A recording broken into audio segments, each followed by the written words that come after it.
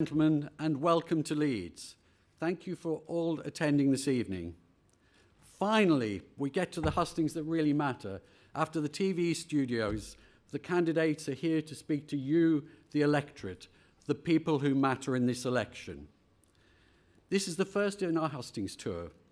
For us, the volunteers, to take part in a great exercise of democracy, where we, the members of our party, get to choose our new leader. She or he will be announced on the 5th of September, and as with a party of government, will then become Prime Minister very soon afterwards. As Ian Dale, who moderated many of these hustings in 2019, said, and I quote, "I found chairing the hustings in 2019 a surprisingly positive experience. The members really put the two candidates through their paces and asked some very searching questions. I learned a lot about both candidates, and so did those present. So I ask you tonight to make your questions searching, to make them succinct, and to ask questions and not to make statements, so that more of the audience here have an opportunity to ask those questions. Both of our candidates have a duty and a desire to fulfill our 2019 manifesto. Their differences will be how to go about that in a very different world from 2019. Post-Brexit, post-COVID, in uncertain times internationally, and where our union as a nation is under threat. So I ask you to test our candidates, to seek to establish their strengths, and to see who is best capable of running our great nation. As we're all Conservatives here tonight, I know that you'll all be respectful of our two candidates and keep your questions positive. For them, for me, and for our CCHQ team, who have worked so diligently to set up these hustings at short notice and in midsummer, this is the first of the hustings in a tight schedule which runs until the final rally until the 31st of August. As you know, our ballot opens very soon. You can vote online or by post. We ask that where possible you vote online. Quite simply, it costs us less. And I'm sure that we want all of our hard-earned funds to go to campaigning.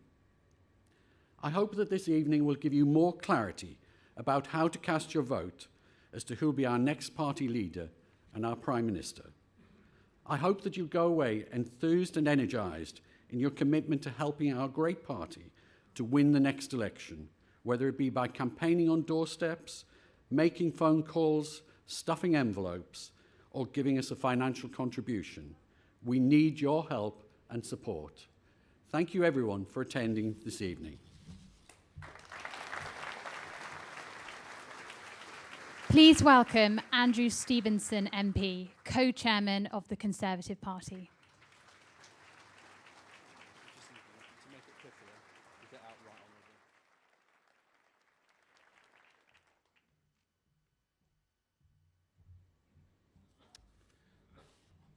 Good evening, and thank you for coming to our first hustings here in Leeds. I'm delighted to be joined by so many members of our party at an event which sold out within hours. During this stage of the Conservative Party leadership election, we have a full programme of hustings across the country. And in every nation of the United Kingdom, we are giving you, our members, the chance to put your questions to the candidates. All these events are available online too, so welcome to those of you joining us virtually. And thank you to LBC for partnering with us today, broadcasting to your loyal listeners. It is right that we start our hustings here in Leeds, and not just because both candidates have deep connections with this part of the country. Leeds is home to our excellent new Northern Conservative campaign headquarters, playing a vital role in getting the Conservative message out across the north of England. And in the last few days, I've been getting out and about across Yorkshire, campaigning with Conservative activists in places like Dewsbury, Morley Outwood and Rother Valley, all seats that will be key to the next general election. And I've seen the strength of our party's grassroots. We've all seen the incredibly strong slate of candidates for this contest. Together, the most diverse range of candidates for any leadership election in British history. And we've shown once again That is the Conservative Party, which stands for opportunity and meritocracy. No shortlists, no quotas, just hard-working, talented Conservatives delivering for our country. I am staying neutral in this contest, as are all of our hard-working party staff. But I do believe that we have two fantastic candidates, either of whom can take this country forward and tackle the big issues that we face. Labour would love to have a female leader, but we could be about to have our third female Prime Minister before they've even had one.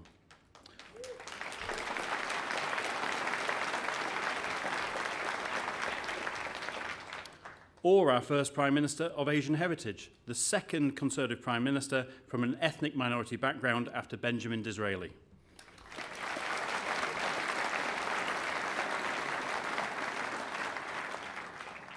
Having either Liz or Rishi as our leader and our Prime Minister would be something to celebrate in modern Britain.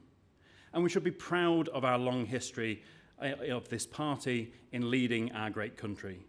We are the world's most successful political party, and that is down to our ideas, down to our members, and down to our record. Our Prime Minister, Boris Johnson, has shown that a Conservative government can rise to the challenges of today, getting Brexit done, delivering the fastest vaccine rollout in Europe, protecting 14 million jobs during the pandemic, and leading the world in supporting Ukraine and standing up to Putin. That is a truly historic record with which our new leader can build upon with the support of party members. Before we hear from each of the candidates, let us remember why a strong Conservative government is so important.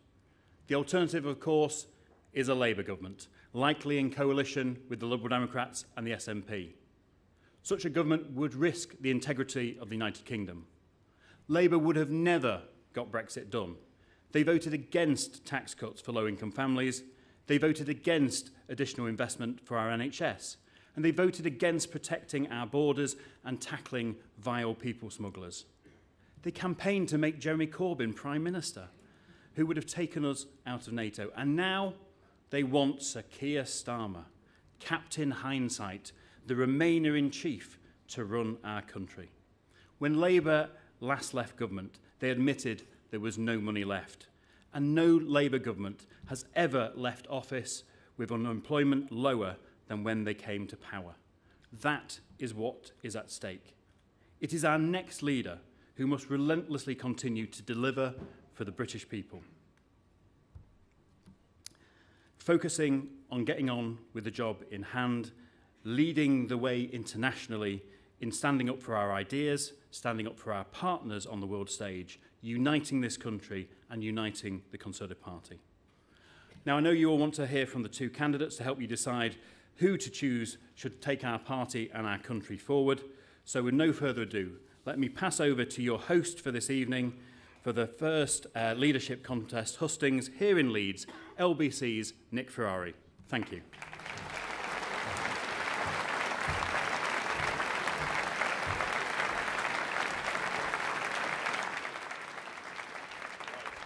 Go. Okay. Andrew, thank you very much indeed. I'm only going to take about a minute just to tell you exactly what we have planned for you today. First off, obviously, thank you very much. It's an absolute privilege to be here and to bring you this very important husting, the first one. And as you've already heard, this is when the pundits and the pollsters take a back seat, and the people who really matter, those of you in the room, you get to make the decision. And thank you, Peter Booth, for referencing my colleague Ian Dale, who did such a brilliant job last time. I know we all want to send our best wishes to Ian. He sadly fell off a stage at a book festival recently. So, no, it's absolutely true. So we send him his best wishes. When we see what's happened to someone from another broadcast, it seems to be catching. But I tell you, if I go down, I'll take the whole stage with me. Don't worry about that. Yeah, it's not for the faint-hearted then. Enough of the earrings. It's time to have a proper hearing from the candidates. Let me tell you how this works. You will hear from both of them in a video in just a moment, and you'll hear from supporters of them as well. I ask a few questions, but you are going to do the heavy lifting. You will do the main questioning, and I will make sure that I'm scanning the room all the time. There are three fantastic people wearing white hoodies I think, and if you can sort of wave, that's who you need. You need to gain their attention. There's one waving over there. Thank you very much indeed. I don't think you're wearing white, but never mind, you'll do anyway. There's one waving over there. So look for these people who are waving at you. Ah, thank you, thank you. There's another wave. So when it comes to your turn, wave to them, and that's how we will hear from you. Try and keep your questions as brief as you can, and then we can get through as many. That's it. I'm done. So let's get into the process. Thank you again for the privilege of being here. Ladies and gentlemen, supporters, please welcome the Right Honourable David Davis MP.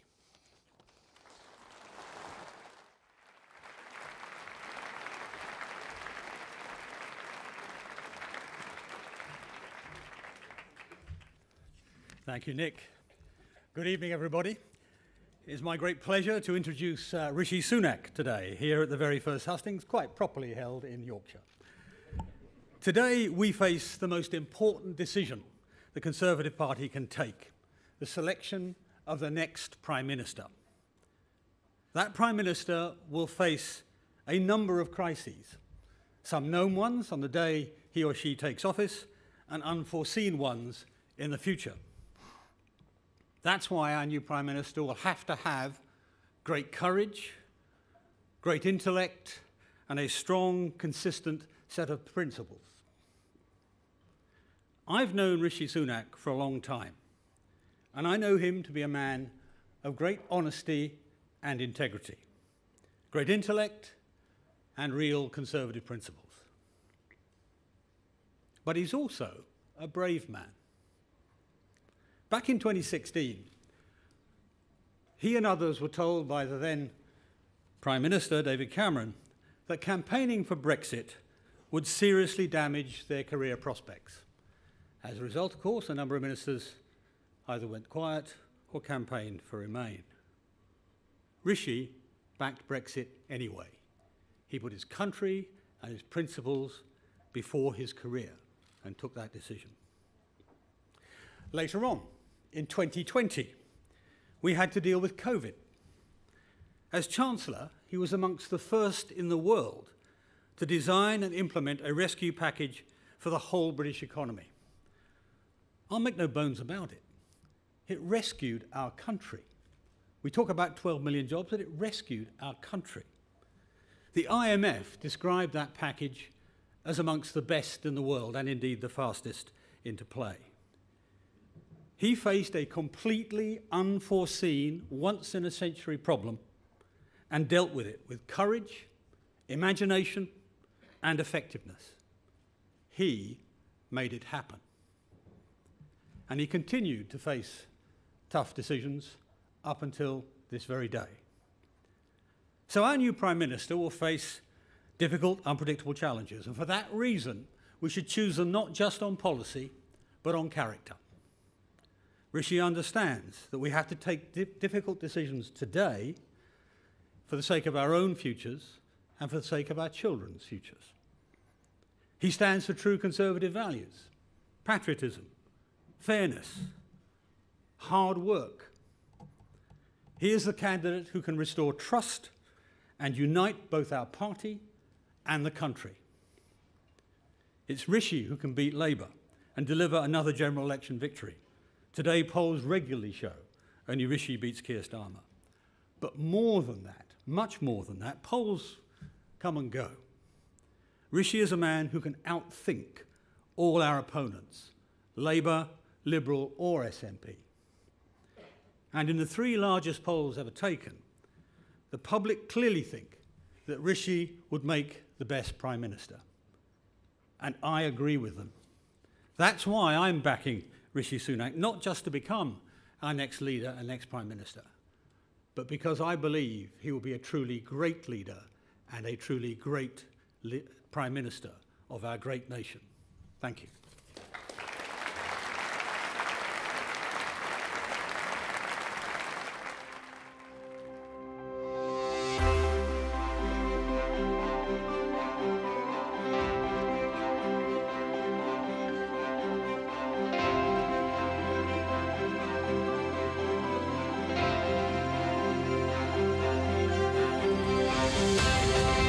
My values, traditional Conservative values, are clear. Hard work, patriotism, fairness, a love of family, pragmatism, but also an unshakable belief that we can build a better future. The best candidate in terms of grip on our economy and vision for the future. He worked flat out for businesses and families across Yorkshire. He's very popular in Yorkshire because he tells it how it is. He'll provide the calm competence we need in number 10 Downing Street. We're ready for Rishi.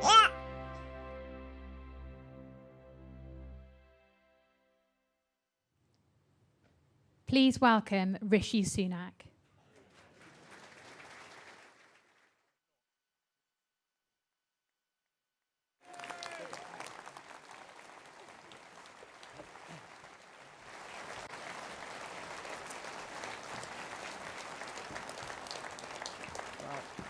Thank you. Good evening, everyone. Fantastic to be here in Yorkshire. Now, this campaign has been absolutely brilliant. I've been having the time of my life over the last week, being out and about across the country, talking to all of you, talking to all our members.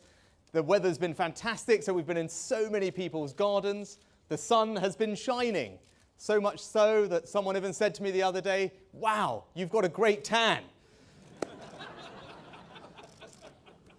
Look, I'm standing here tonight in front of you all for one simple reason, and that's because this country did something absolutely incredible for my family. It welcomed them here as immigrants 60 years ago and allowed them to build a better life.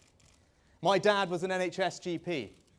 My mum ran the local chemist in Southampton, where I grew up. And they brought me up with a set of values that are absolutely core to who I am today. Now, the first of those values is that family means everything to me. The bonds of love, sacrifice, commitment that family brings are far greater than anything that any government could ever replicate, and we should never forget that. My family also believed in hard work as the way to get ahead. I worked in my mum's shop.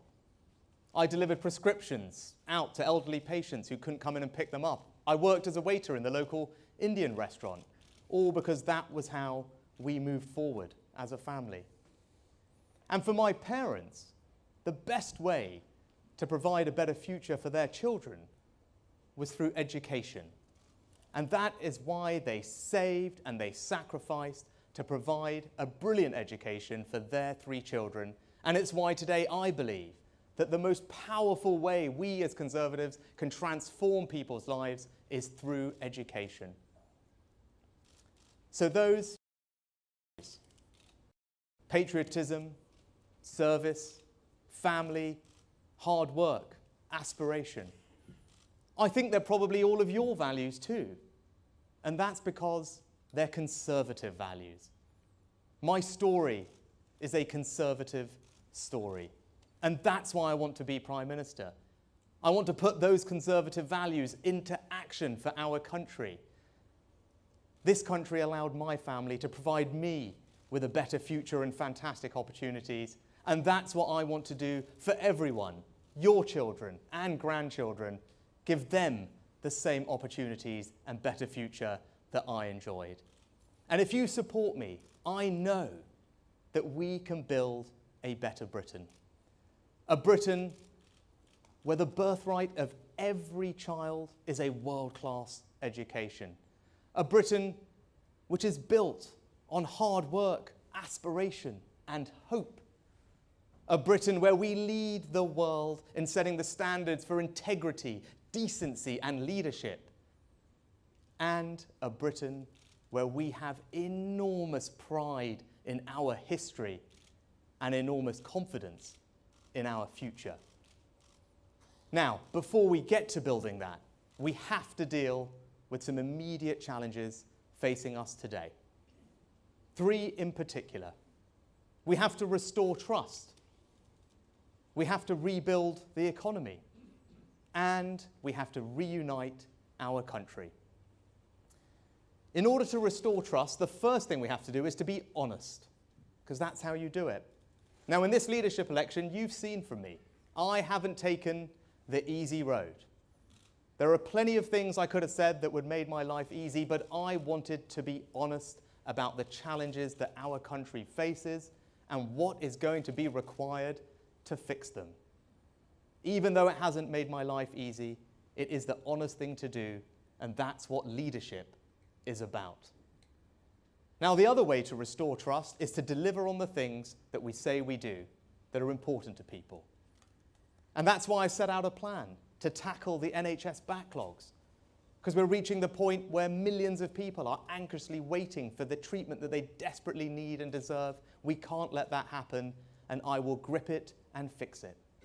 That's why I set out a plan to tackle illegal migration, because far too long we have watched on our TV screens people coming here illegally.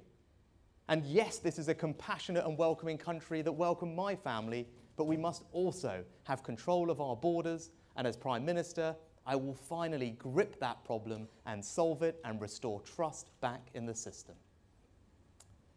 Now, you all know we have to rebuild our economy, and you all know that the number one challenge we face right now is inflation. People's bills rising. We need to grip inflation because it is the enemy that makes everyone poorer. It reduces their living standards. It erodes their hard-earned savings. It pushes up mortgage rates. And I will grip inflation and get it back down. We'll also help people with the cost of living, energy bills this autumn, which is why we will cut VAT on fuel. But what I won't do is embark on a spree borrowing tens and tens of billions of pounds of unfunded promises and put them on the country's credit card and pass them on to our children and our grandchildren to pick up the tab. That's not right. That's not responsible. And it's certainly not conservative. But of course, once we grip inflation and ensure that mortgage rates don't rise and cripple people, I'm going to cut taxes because I'm a conservative. Of course, I'm going to deliver tax cuts. I want people to keep more of what they earn because hard work is something that I value above everything else. I want to make sure that we cut taxes for business so that they can invest and innovate and grow. And we're also going to grow the economy by taking advantages of Brexit, which I was proud to support. And as Chancellor, I started to deliver on some of the radical things that we can do differently. New free ports across the country, reforming all our regulations in data, in life sciences, in financial services, to ensure that the United Kingdom is the best place in the world to start a business, to grow a business, to innovate. Because in the 21st century economy, that's how you drive growth and create better jobs. And my experience means that I'm the best person to lead our economy into that future. But lastly, we have to reunite our country. Now, in just a couple of years' time, we have to do something, all of us in this room, that have never been done before in British political history. And that is to win a historic 5th election term. That is going to be a challenge. But I know we can do it together. But in order to do it, we're going to have to appeal to swing voters in every part of our country, north and south, Remain and Leave, urban and rural, Scotland and Wales. And I believe with all my heart that I am the person, I am the candidate that gives our party the best opportunity to secure that victory and ensure that the Labour Party and Keir Starmer never walk through the doors of number 10 Downing Street. So those are what we're going to do. Restore trust, rebuild the economy, reunite our country. And in conclusion, let me say this. Now, I know the polls say that I'm behind in this race. I know that there are people who say there should be a coronation, not a contest. But you know what? I heard that once before, 7 years ago, when I arrived in Richmond, North Yorkshire. And ultimately, the members there gave me the greatest honour of my life when they selected me to be their candidate, to be their Member of Parliament.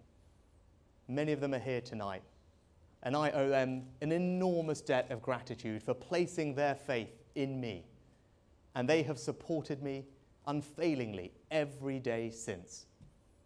And today, I'm asking for all of your support.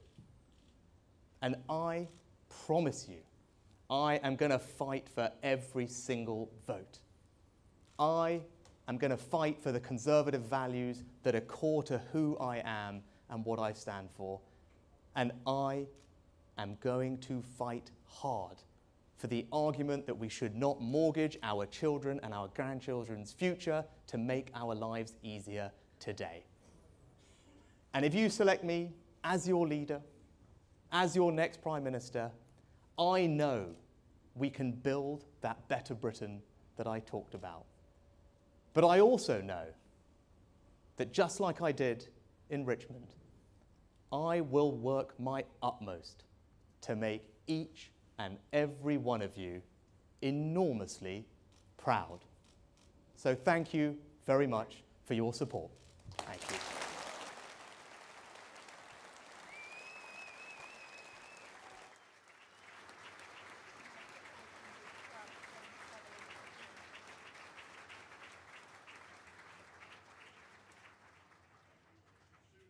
Remind you, of course, you have your opportunity to put questions to both the candidates in just a few minutes' time. Now, could I ask you all again, please, put your hands together. Please welcome the Right Honourable James Cleverly, MP.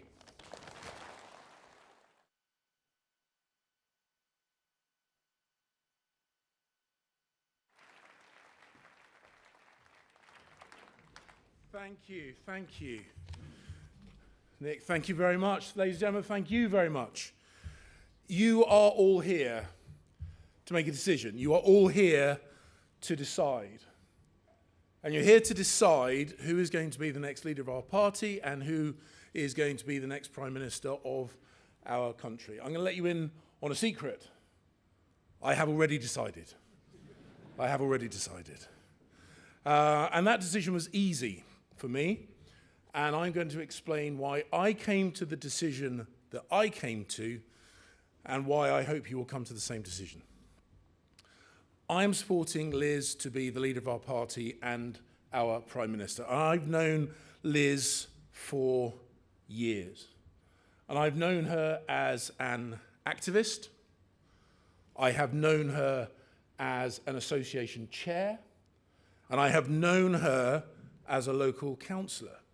And I know that she knows what it takes to fight for every vote and to serve a local community.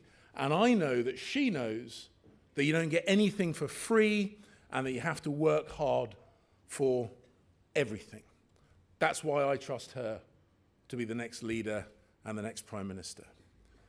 And I also know that she has championed the views that she believes in for decades. Keeping taxes low. Not just saying it, doing it. Promoting freedom, not just here in the UK, but also around the world.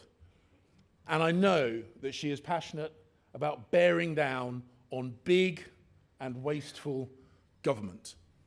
That's why I trust her to be the next leader of our party and the next Prime Minister. And I have seen her in action around the cabinet table. I have seen her make the most of the opportunities that Brexit has delivered, getting those trade deals done when she was Trade Secretary. Remember, those trade deals that all the smart, clever people told us would never happen, she got them done. I've seen her pushing for less red tape, lower taxes in government. I have seen her do it.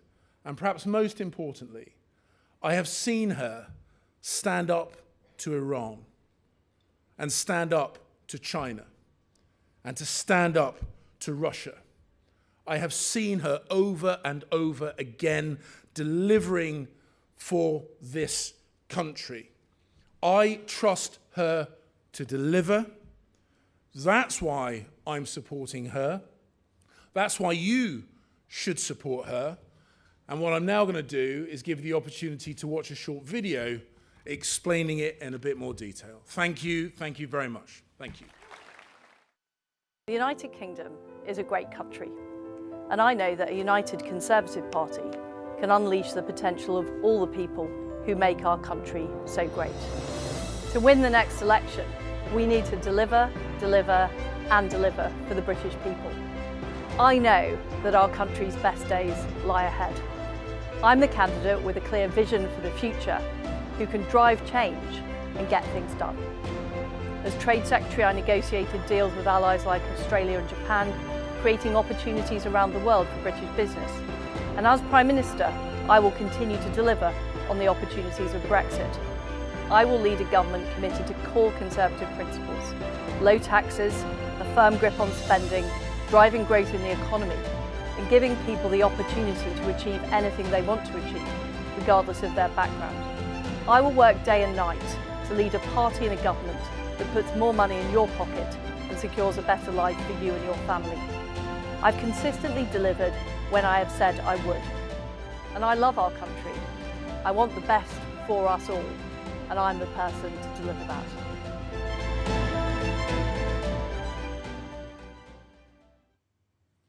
Please welcome Liz Truss.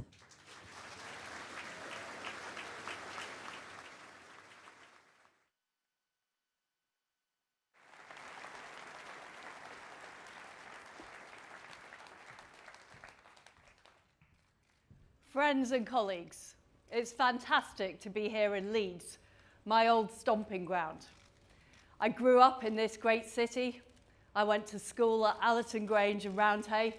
I hope there are no teachers of mine in the audience, and if there are, I'm really, really sorry. I bought my first Whitney Houston album at HMV in Briggate, and my mum and dad still live in this fine city. And what I think I got from Yorkshire is grit, determination, and straight talking. And that, my friends, is what I think we need now in Downing Street. Because the fact is that we face a huge global economic crisis. We have the worst war that's taken place on European shores happening in Ukraine. Now is not the time for business as usual. Now is not the time for the status quo. We need to be bold, and we need to do things differently. And what I would do as your Prime Minister is I would launch a plan for economic growth. First of all, reversing the increases in national insurance that we promised not to do in our manifesto. I'd have a moratorium on the green levy to save people money on their fuel bills. And I'd also keep corporation tax low so we can attract investment into our towns and cities across Yorkshire and across the whole of our great country. Because I believe that we need to be on the side of people who work hard and do the right thing. People who save their money. People who start their own businesses. The self-employed. People who go into work every day. That's whose side I'm on.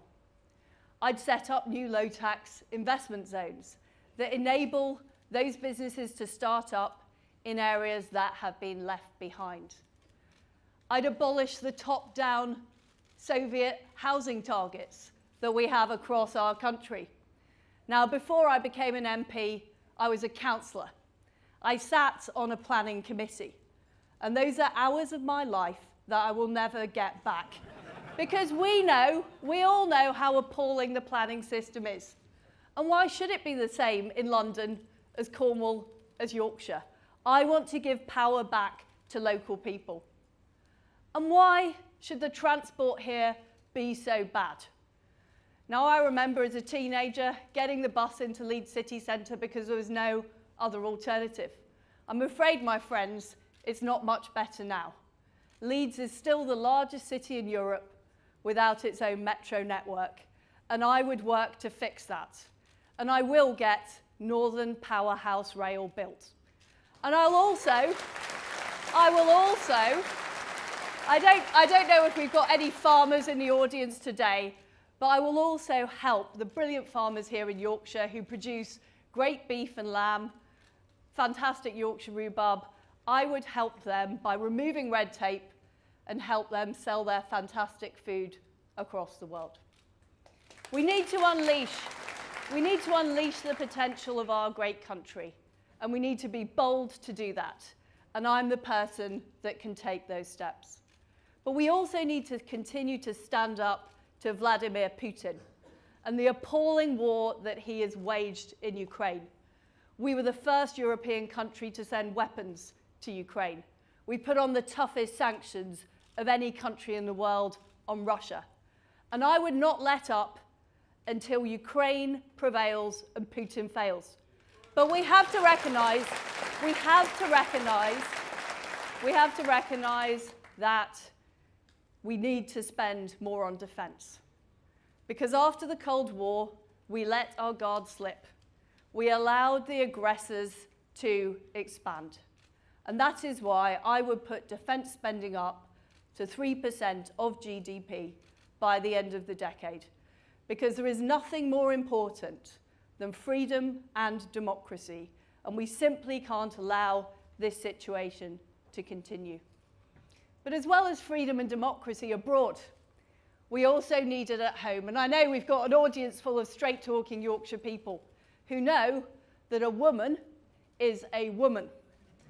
And people who believe in free speech. I love our country, warts and all, and I'm proud to represent us around the world. And I want to do all we can to encourage our fellow citizens to love their country too and unleash its full potential.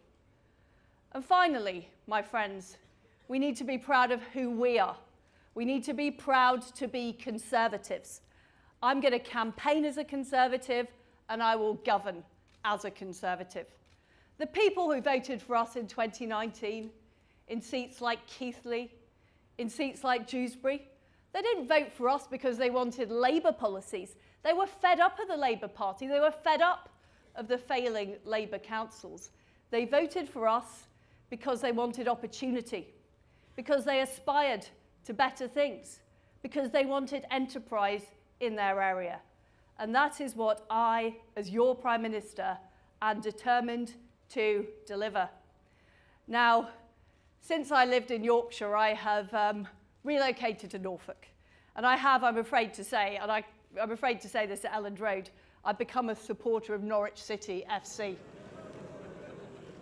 They're a fine family club. You know, what can I say? Delia's a great woman, great cookbooks, I think you can all agree. But I do want us to channel the spirit of Don Revie. Because we need to win. We need to win. And my friends, we can win against Keir Starmer, who is a patronising plastic patriot. He is beatable, but he is only beatable if we deliver. And I can assure you, if you select me, if you elect me, I will work my socks off in number 10 to deliver all of the promises we made in 2019 and to deliver a victory for the Conservatives in 2024. Thank you. Thank you.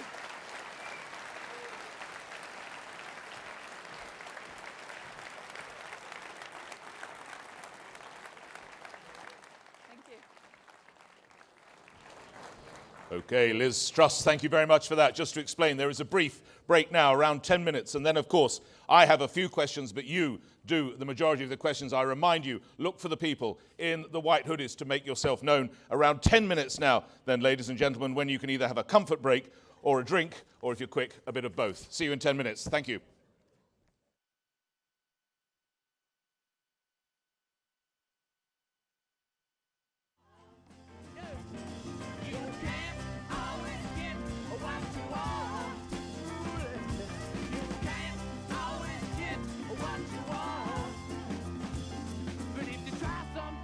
It's just my fire. It's just my fire.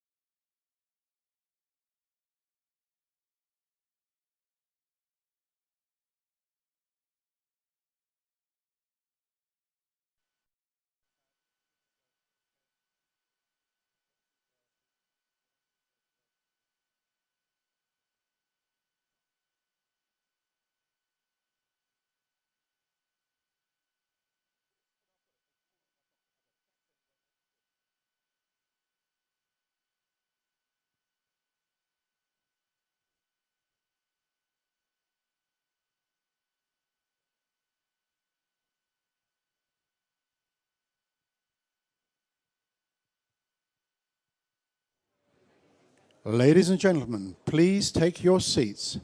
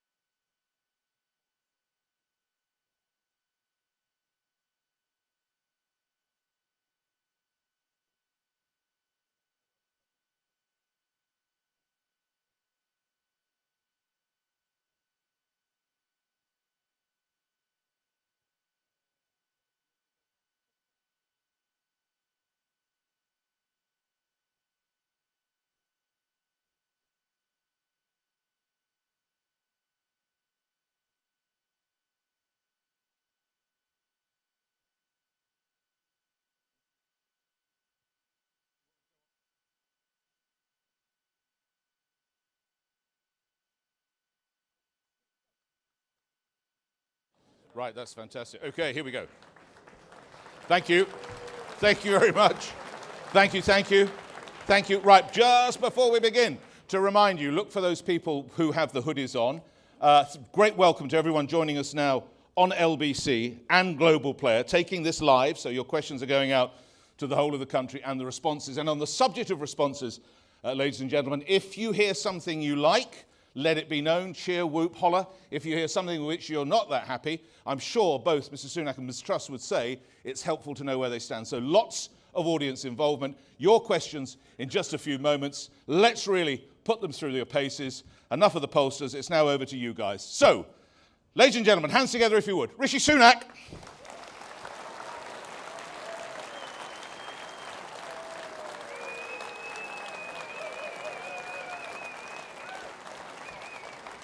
Hello, sir. Good to see you. Thanks for coming. Yes, yes, indeed. OK, thank you. Mr. Sunak, do I detect the smell of burning rubber? Have you performed an extraordinary U-turn over your decision with VAT on energy bills? Last week it was unconservative. Now it's a policy. Are you flipping and flopping?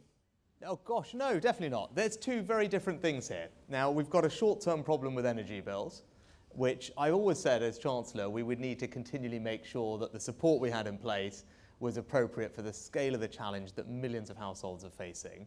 Now, we announced quite a lot of support earlier this year on the basis that energy bills would rise to about £2,800. And for the most vulnerable families, that gets to about £1,200 of help. But now, as you can see in the news, people's expectations of what will happen to energy bills in the autumn has gone up. And so it's reasonable that there's more that we can do, and that is the policy that I would put in place if I was elected PM. No, but that is a temporary and time-limited support to help people over the winter but and it was through to next year. unconservative last week, Mr. Sunak. No, what's unconservative is permanent unfunded tax cuts. There's a big difference between things that are temporary to help a short-term problem and permanently borrowing 40–50 billion pounds every year and not paying for that. That I think is a big difference. Without wishing to be too confrontational, you were Chancellor until a few weeks ago. UK growth is set to be the worst in the G20 besides Russia. Another study says we will go from 18th to 31st out of 38 OECD countries. Members here see their pound shrinking, probably as fast as they see their high streets closing. Why should we take financial lessons from you?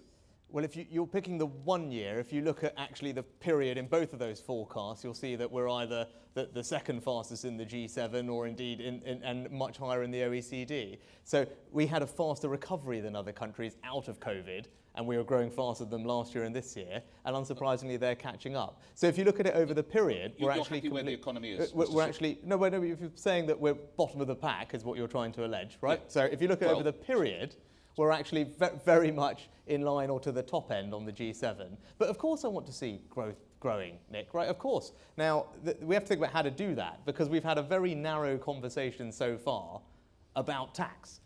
And actually, in a 21st century economy, there's many other things that we've got to get right. If you want to grow the economy today, you need to make sure that our financial markets are reformed so we can get businesses the money they need to grow. We need to have a visa regime that attracts the best and brightest from around the world. We need to do regulation differently to make sure that we support people who are trying to create new things. Now, those are some of the ingredients about growth in the 21st century. That's what I think we need to do. That's what I will deliver as Prime Minister. And that starts with getting businesses to invest more in the economy. Right? And actually, this autumn, what we need to do is reform our business taxes to get business to investing more, to creating better jobs and higher wages. That's the kind of thing that we need to do to drive up those growth rates. If I were to ask you who's been the best ever leader of the Conservative Party and why, who would you pick? Probably Margaret Thatcher. Why? Why? Because she delivered multiple election victories and changed this country for the better. You were in Grantham, I think, on the weekend, a home of Margaret Thatcher. How would she have responded to the fact that you're the first Chancellor since Labour's Dennis Healey in 1974 to raise corporation tax? I think she would have responded, as I have done, in gripping inflation first. And if you remember her early budgets and actually what we had to do as a country at that phase, it was, even though it was difficult, she understood that you have to get a grip of inflation first and get a grip of public spending and borrowing. That was very much her mantra, was do that first, because if inflation had run out of control and made everything worse for families, it would have been far more damaging for the economy. And it was only once she had fixed that, once she had got borrowing under control, that she embarked on a programme of supply-side reform. And that is exactly the same path that I want to follow. She would have supported the high level of corporation tax, you're saying? You say high level. It's still 1974. Right, we go back. It's the lowest rate of corporation tax in the G7 group of economies that you just talked about. It's actually the fourth lowest in the G20 group of economies that you also talked about. I don't think anyone can say it's a high level by international standards. But it's going up. But actually, this is the thing. If you want to drive growth in an economy today, you need businesses to invest.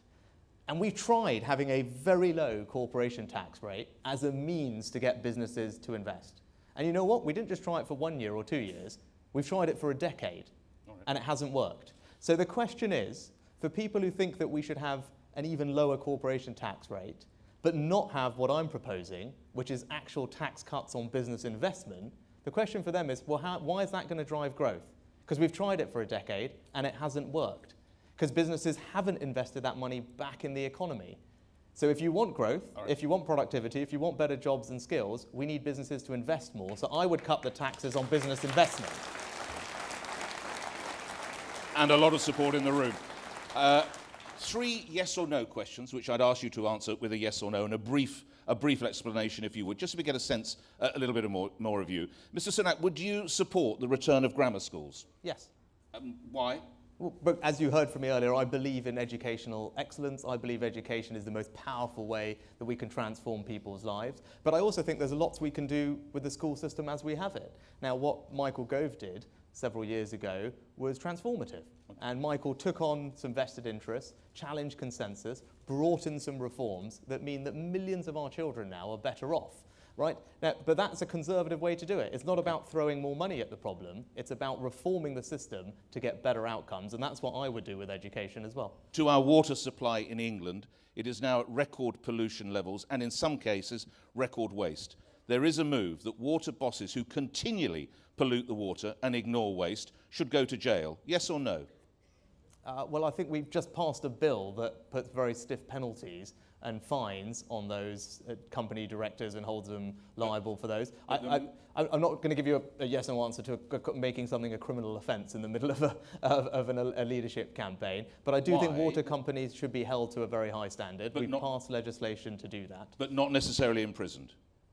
Not necessarily, because I don't know enough to know that that is the right course of action for what is a civil matter, but I do think they should face very stiff penalties, and that's what we've done. Finally, you talked on this section, you talked a lot about rebuilding trust. Everybody in this room knows so much crime is driven by the drug trade. I have to ask you, have you ever used illegal drugs? No. Thank you for that. Let's move on. Your opponent, Liz Truss, has said how she would beat strikes and strikers. How would you?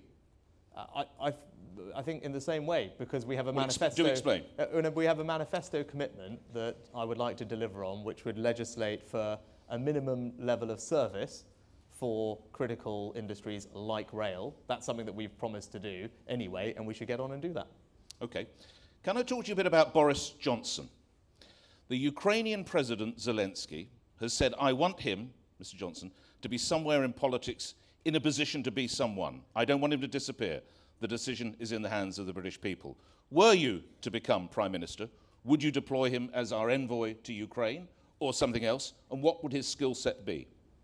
Well, I'm not sure if he'd want to do any of those things, Mick, but he obviously is someone who has enormous talents and I'm sure can continue making a contribution to public life. So you would support him if he wanted to become the Ukrainian envoy to Ukraine? I'm not going to sit here and try and allocate jobs to people. I don't think that would be appropriate. But I think actually now we do need to move forward. I've already been clear. I don't see that being a role in the cabinet. But you know, I'm sure Boris will continue to have a role in public life. He's an extraordinary figure and I'm sure he's got a lot more to give. So you wouldn't offer him a job? Not in the cabinet, no. Okay. He spoke today of periods of difficulty being inevitable, and I think we've referenced people will be looking at £500 per month for energy bills. What is to be done?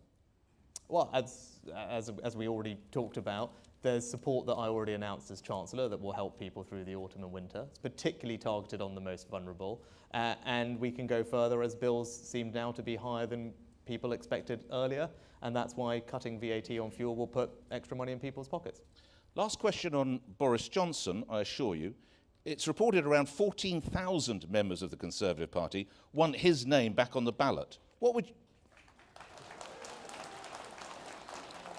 would you say to them? Well, I'd say to them that I think close to 60 people resigned in Parliament, and it's incumbent on the Prime Minister to have the confidence of the parliamentary party, and that wasn't there at the end. So whether he's on the ballot or not, ultimately you need to be able to command the confidence of your MPs in Parliament, and we got to a point where close to 60 of them had resigned from government. You'll have your questions, sir. I heard something over there. I promise you'll have your time for questions, in fact, in just about 4 or 5 minutes.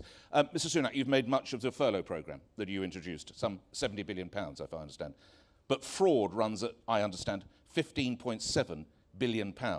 How does that make you fiscally responsible? By my maths, that's around 20%.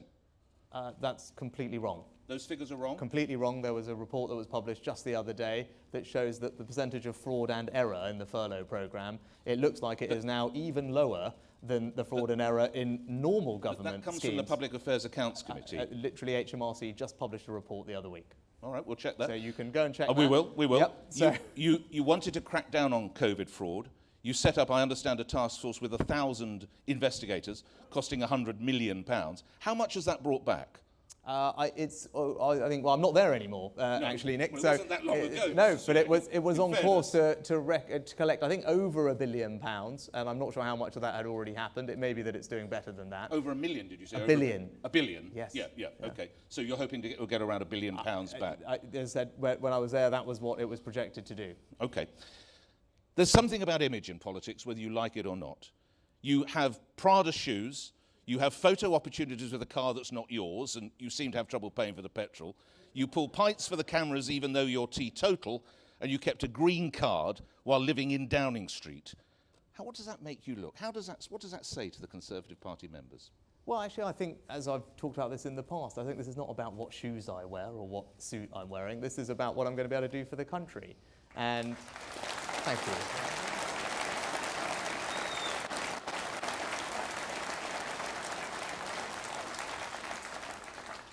So we're a party that celebrates hard work and aspiration and wealth creation. Those are the values that I will champion as Prime Minister.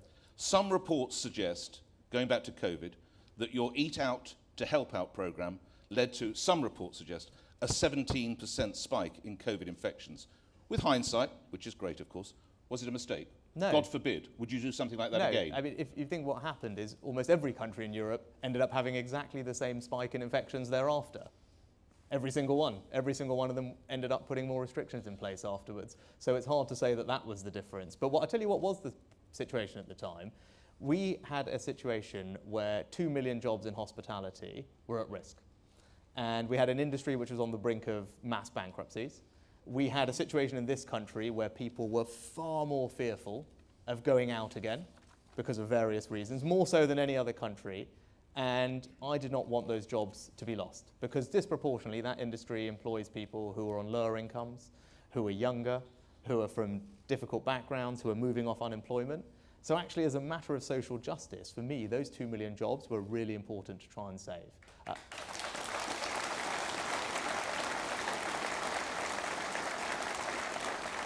I sense the last question from me, or certainly the last but one. I think you'd probably allow that your senior colleague Ben Wallace would bring a lot of support to your campaign or to your opponents. If Mr. Wallace were to be watching now, what would you say to the Defence Secretary to bring about him to support you? No, I'm sure Ben will make up his own mind. But when it comes to the topic more broadly of defence spending, I was the Chancellor that supported Ben with the largest uplift in defence spending since the end of the Cold War, and we did that before we had settled any other department in the middle of COVID because it was incredibly important. And I was also the Chancellor that ensured that we supported Ben to get £2 billion worth of support to Ukraine to stand up to Russian aggression.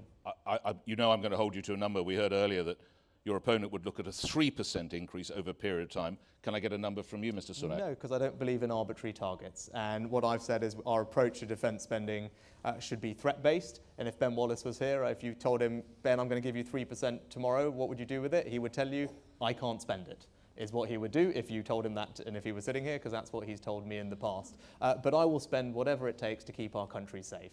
And I'm not going to sit here and get into some auction of more tax cuts and higher targets. Okay. On a lighter note, prediction for the football on Sunday, England v Germany? Der Klassik, as it's being called. Yes. Oh, well done. Well, there we go. Yeah, no, well, you know, Lions victory, here we come. A Lions win? Obviously. I mean... Okay. When did you last go to a women's pro game? Gosh, when did I do it? No, I don't know, actually. I don't know. I'm a Saints fan, and that's my team. The last football match I went to in this job was the European finals. Okay, all right. Yeah. Round of applause, please, for Mr. Sunak taking my questions. More importantly... Thank you, Mr. Sunak. Thank you. Right, now, who's got a question, please? Right. Okay, there's a lady there in a blue and white striped top. No, you've been usurped. One of the two. No, it is the lady in the blue and white top. Let's start the clock now. Just your first name, if you would, and your question to Mr. Sunak. Hi. Say your name again. I'm so sorry. It's Laura. Laura, go ahead, Hi, Mr. Laura. Sunak. Hi. Will you... Whatever you want, sir. Okay. Whatever you feel comfortable.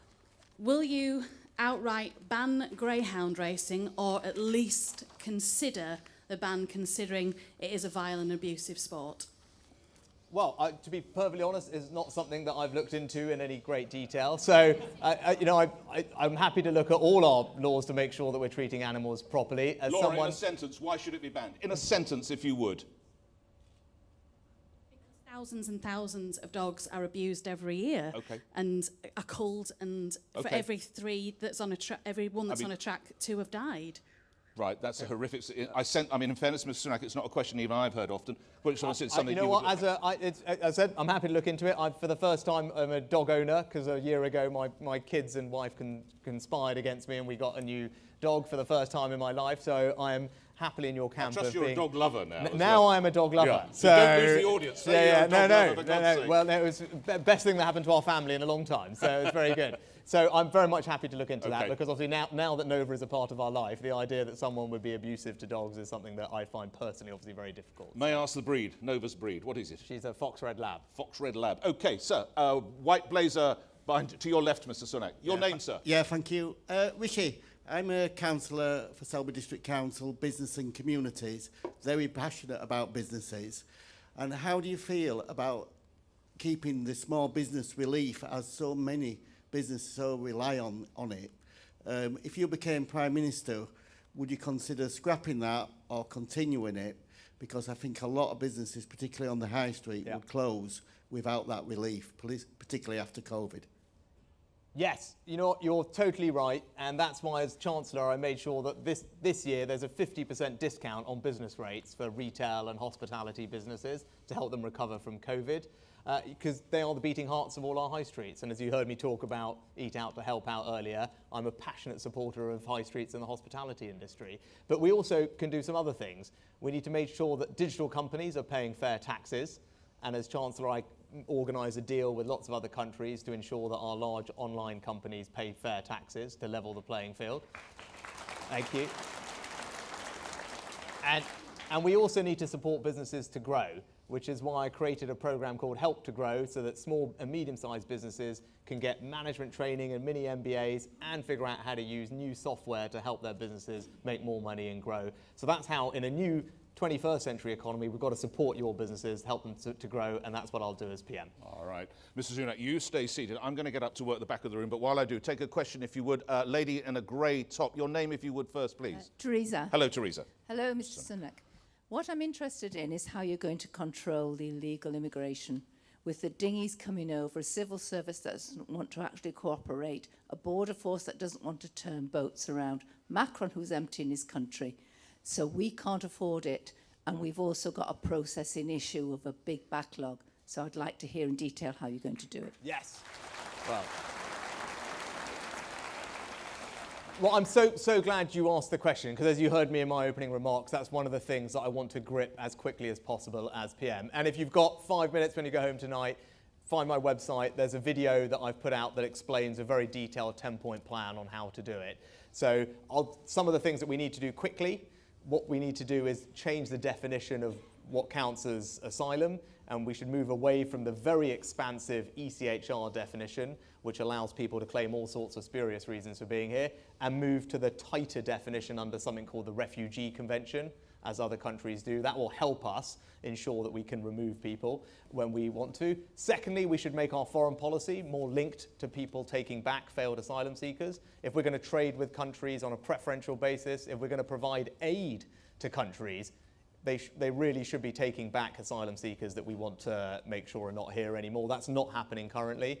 We need to improve the current system because it takes far too long to get people through it. We can use technology to help us do that, but we also need to look at our rates of rejection and acceptance. And if you compare us to all the other countries in Europe, subject to all the same rules, somehow we reject far fewer asylum seekers than all those other countries. So something is not working in the system, and I will get a grip of that as well. But look, if you've got 5 minutes, go home. There's a 10-point plan that I've put out in a video. But I'm the product, as I said, of this country's compassionate, welcoming embrace to millions of people over the years. Of course, we're going to keep doing that, but we must have a system of control for our borders. Immigration should be legal, it should be orderly, it should be controlled, and that's what I'll deliver.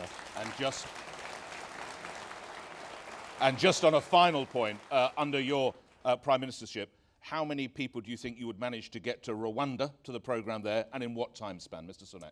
Well, that's a right policy, but we do need to make it work. And over time, I hope it can be scaled up. But it's right that we start with a pilot. Gone. It can't be scaled down. No one's gone. Well, that's because, yeah.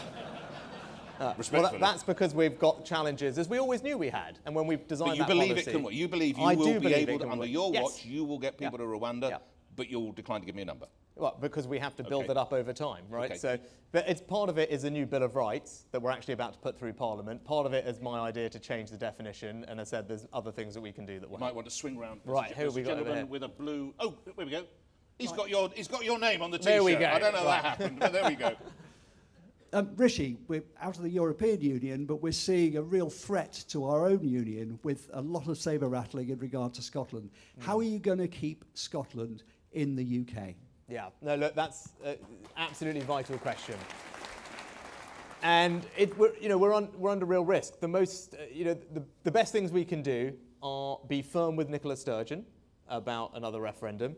We need to make sure that in government in Whitehall that we don't just devolve and forget, which for many years has been the institutional imperative, where we just push things over to them and then we forget about it. Now, we as UK government ministers have to be more active in Scotland. We have to be more active about delivering benefits on the ground to the people in Scotland and working constructively there to do that.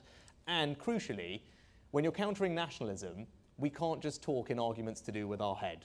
Now, it's easy to talk about borrowing and debt and trade and pensions and currency, but ultimately nationalism is a seductive and romantic idea.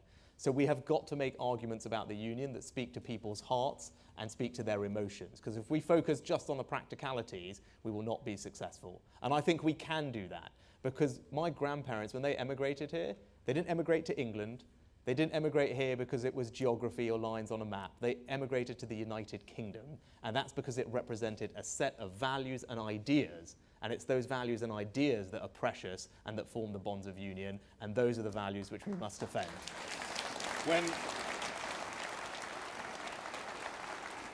When Nicola Sturgeon says Boris Johnson has done great damage to the United Kingdom, the union, is she right? Well, I mean, Boris Johnson has made sure, actually, that we passed a piece of legislation that allows us now, for the first time, to actively go and do things in Scotland and demonstrate the benefit of the union in places like Scotland. He deserves credit for that, and that is now allowing us to do something that we could never do before, and it's making a real difference on the ground. So where should the Northern Ireland trade border be? We don't need to have a border in Northern Ireland. We should have free-flowing trade between Great Britain and Northern Ireland, and we should have free-flowing trade between Northern Ireland and the Republic of Ireland. But it's not working currently. And that's what we need to fix, and we will fix it. And you'll fix it in a sentence, how? Yes, we will. But how? We've got a bill in Parliament that will fix it. That you're confident that will work? Yes. We have a question. Gentleman in a blue suit, I think. Sir. Good evening. Thank you. Your name, if you would, your first name. Henry from Tatton in Cheshire, just on the edge of Manchester Airport. This party has been brilliant in its vision for the Northern Powerhouse, for net zero and for levelling up. But this isn't being delivered and isn't at the centre of this campaign. And the Treasury seems to view the North as a cost, not a great value for money investment. Please give us the detail on how you will secure green investment and growth to truly deliver net zero and levelling up in partnership with local communities and businesses. So Henry, I'm going to actually completely disagree with you, right? So I've been in charge of the Treasury for the last 2.5 years. I'm the most northern Chancellor that this party has had for something like 70-odd years.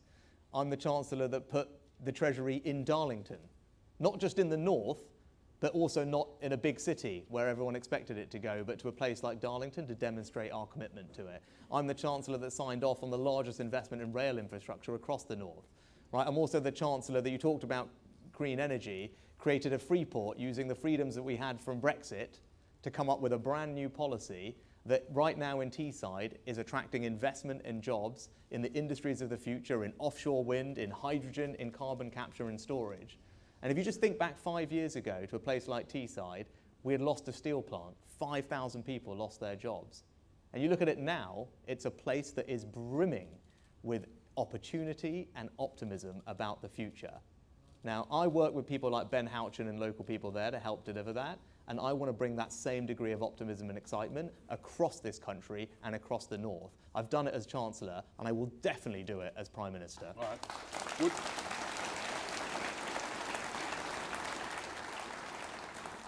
Would you support relocating the House of Lords in the North? Oh, and why not?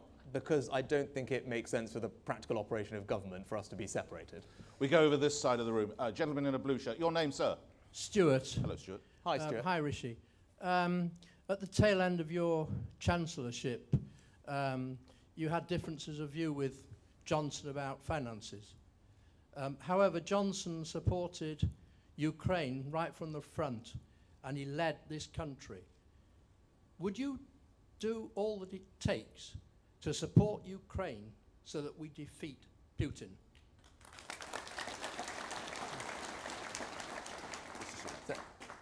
The quick answer is absolutely yes. And I made sure that we got the funding across government to provide to Ukraine to get them the arms they needed to stand up to Putin. I worked with Ben to prioritise funding so that he could do that. But I also worked with all my finance ministers around the world to put together a sanctions package, the likes of which we have never seen. And you all know those sanctions are all economic in nature. They target the central bank's reserves. They target gold. They target Russian companies. They target their access to international capital markets. Right? So those are all things that I worked on with Janet Yellen, with my fellow colleagues in Europe, because they work better when we do them together. So I think I've got a track record of making sure that we genuinely support Ukraine, not just directly with arms, but also that we tighten the vice on Russia to put Ukraine in the strongest possible position. That's what I did as Chancellor, and I can assure you that I will continue to do that as PM. You mentioned Vladimir Putin. Were you to meet him face-to-face as Prime Minister, what would you say, Mr. Sunak? I mean, there's at this point not much to be said. I mean, what we need to do is put Ukraine in the strongest possible position so that they can sit down. I mean, some people would say there's a lot, say stop.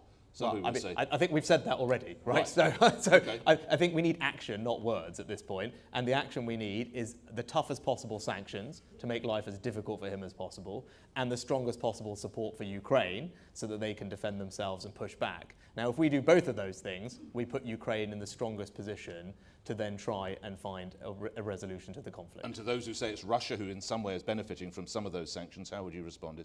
Is that a fair critique? We need to find ways to do the sanctions in a more intelligent way, because ultimately... They're not intelligent now? Well, the problem with energy prices at the moment, we're all seeing it, we're all paying very high energy prices. So we are all paying a price, that is how we are all sacrificing to support Ukraine, and Russia is still able to make money from the energy, because in the short term, the prices are very high, and we haven't been able to completely remove ourselves from it. Okay. So, but what we can do, actually, and one of the things I was working on with my colleagues to smarter sanctions, is to look at whether we could put in place a price cap.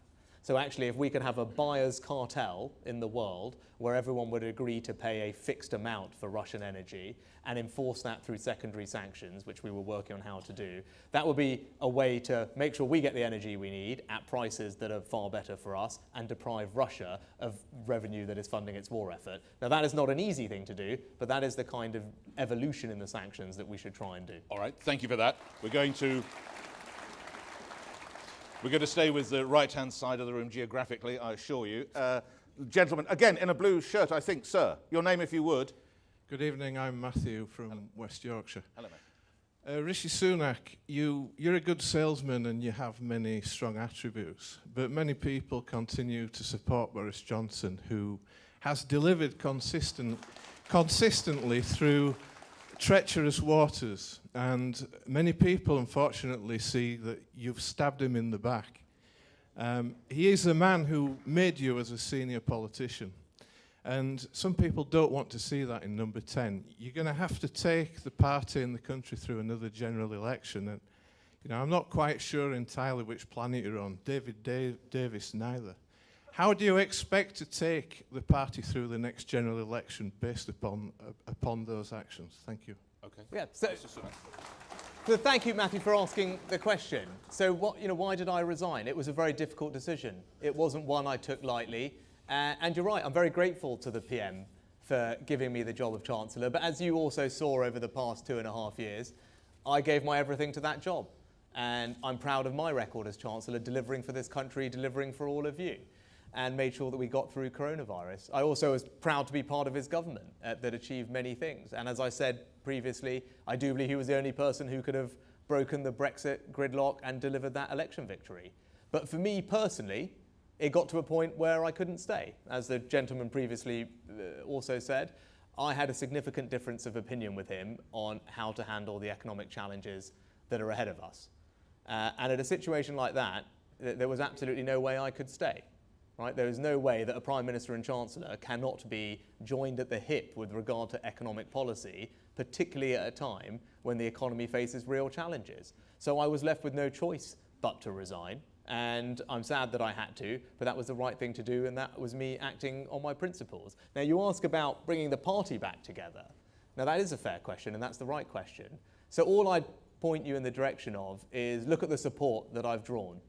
I have the largest support across the parliamentary party, and that support is drawn from every part of the parliamentary party. It's drawn from people who supported Brexit, people who supported Remain, people in the north, people in the south, people in rural areas, people in urban areas, MPs who have been around for a very long time and are very senior, and new MPs. So I'm confident that I am well placed to bring the party back together, because I've already drawn support from across the party, and I will build a team that draws on all the talents and traditions of our parliamentary party, because the challenges that our country faces right now are too great for us not to do that and build the best possible team to meet them, and that's what I will do. You are aware you're trailing Liz Truss in the ratings at the moment to be leader of the party. I did mention that, Nick, yeah, earlier so you on. did, Yes. So you are aware of that, though, the hill that must be climbed. Just to the sentiment, did you stab Boris Johnson in the back, lastly, on that question? I resigned because the Prime Minister and Chancellor cannot be on a different place when it comes to economic policy, and we were due to try and outline an economic policy for the country going forward. So it wasn't an act of treachery. And everyone knows there was a speech that was due to be given, and as we were talking about what should go into that speech, it was clear we had very different points of view. And so I was left with no choice. Last couple of minutes together. A young lady in a black top. No, sir. I'm afraid it's a young lady in a black top. Thank you. Your name? Hi Rishi, my name's Annabelle, and on paper I should have probably have voted Labour. I come from a single parent household, I'm a working class woman, and one thing that really got my mum through hard times was benefits. Now, a lot of people see benefits as a long-term pay packet instead of a short-term solution like my mother did. So what would you do to stop benefits getting into the wrong hands for lazy people who just want to sit on their backside all day? And how would you ensure that it gets to people that really need it? I think the last bit, ensure it gets to people who really need it, was it? Yes. So Thank you. Thank you. Annabelle, well, nice to see you, and amazing job for your mum. I don't know if she's here or not, but that's an incredibly tough thing that she's done, and she's obviously brought up an amazingly confident daughter, so enormously to her credit. Now, I completely agree with you. And just before I was leaving as Chancellor, I spent time trying to figure out how to tighten up our benefit system, because right now we've got more people claiming unemployment benefit than we had before coronavirus, and yet we've got an economy that is crying out for workers. Now that can't be right, and that's why I, as Chancellor, pushed the departments to find ways to change things. We used to have a system where people could sit around for months before taking a job and nothing would happen to them. That was wrong, and we changed that to be a matter of weeks. The next thing I want to change is something else that you will all be shocked to hear. So if you're claiming unemployment benefit, if you work just 9 hours on the minimum wage, you are then freed of all the conditions, all the obligations on you to check in at your job centre, to take more work. Nothing happens to you if you say no. Now that clearly is wrong, because people like your mum, who are working really, really hard, those are the people we need to support. So as Prime Minister, I will completely change that threshold. I've already said I would double it. Because if you're taking money from the taxpayer at a time when the economy needs workers and we need to combat inflation, you should be taking the jobs that are on offer. So I think as Conservatives, that's our approach. We need to do exactly that.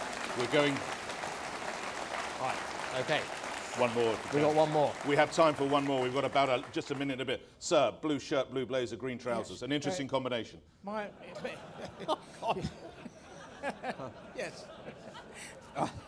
Thank you, Norman. Yeah. Well done, sir. Well done. Well, all I said, at least you. My name is Derek. Derek from God's Own County, Lancashire, Bury in Lancashire. Well done, Derek. In 1975, Margaret Thatcher appointed a very senior past politician, really, in Peter Thornycroft as party chairman. He served as chairman of the party for 6 years.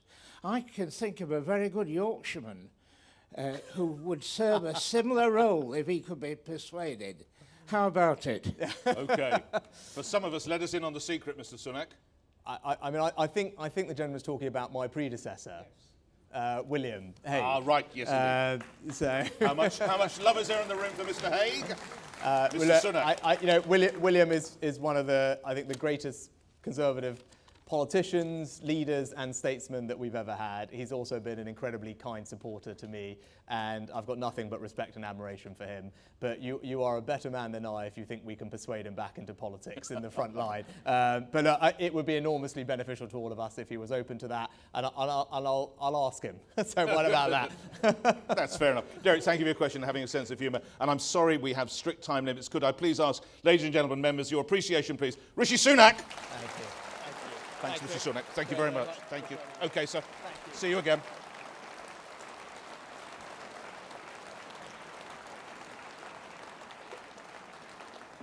Okay, just to remind you, thank you very much indeed. Liz Truss will be out here in just a minute. We're just slightly rearranging the set. Thank you, that was great. I apologise now. I know I didn't get to all your questions. A lot of you are glaring at me. We will, of course, have another go with the other candidates, so sorry for that. And just to remind you, of course, this is out on LBC and Global Player, and of course everyone is watching this across the whole of the country. So hopefully that's got us enough time. It has. So please, appreciation for your other candidate, Liz Truss.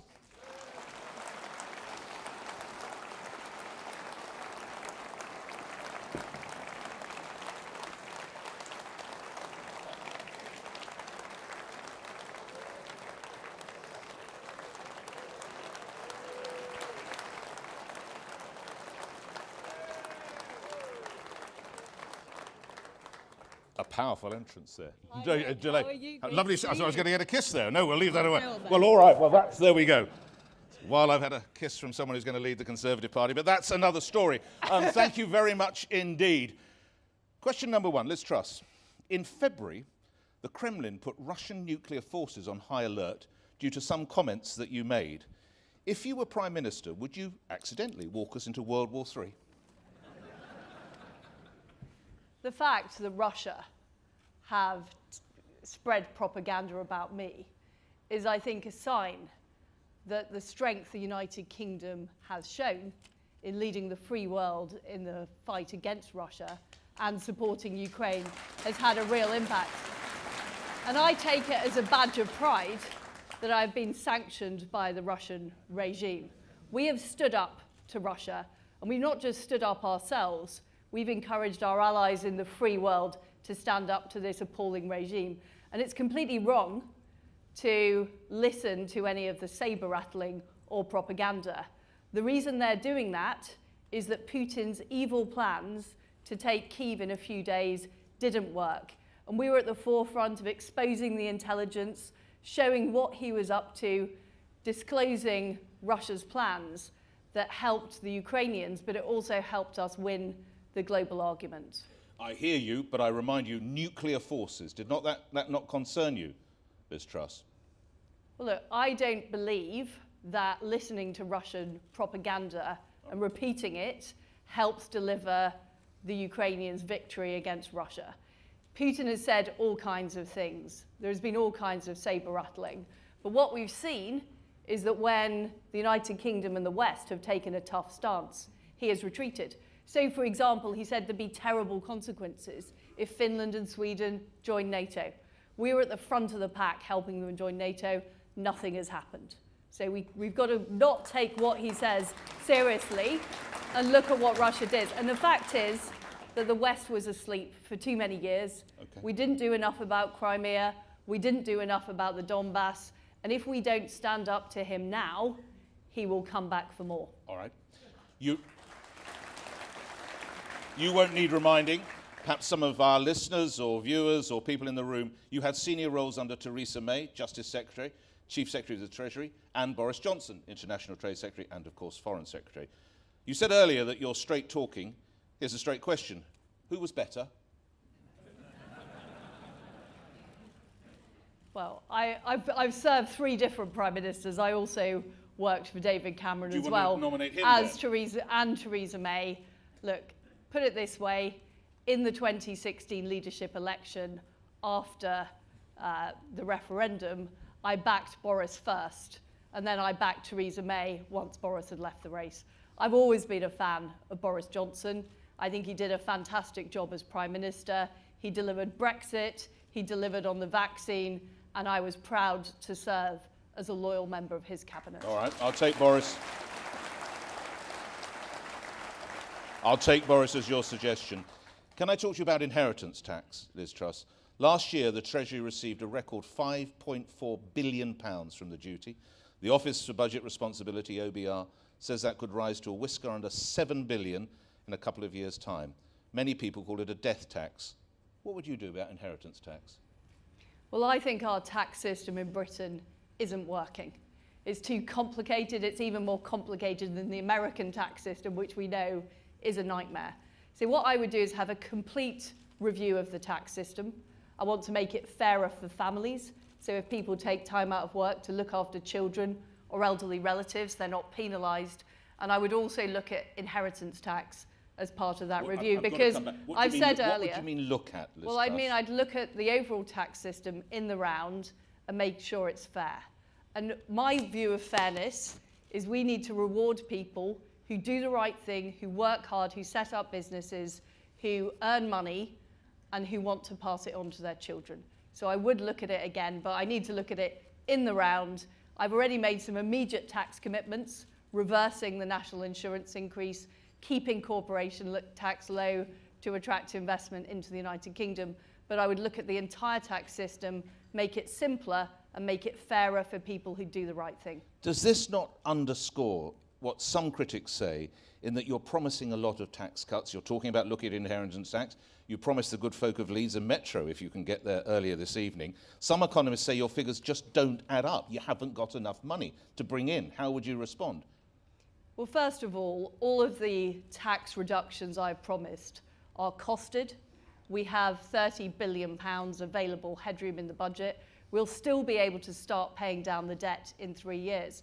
But it's a false economy to raise taxes because it can cut off growth. And we know that. We know what Britain was like in the 1970s when we had high tax rates, we had minimum militant trade unions, is it choked off economic growth and it led to a recession.